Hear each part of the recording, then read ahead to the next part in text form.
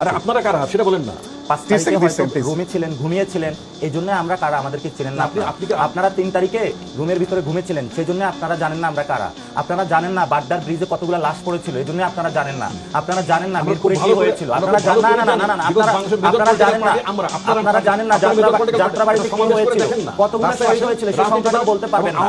আপনারা জানেন না কুমিল্লাতে কি হয়েছিল, আপনারা জানেন না সিলেটে কি হয়েছিল, আপনারা জানেন না চিটংয়ে কি হয়েছিল।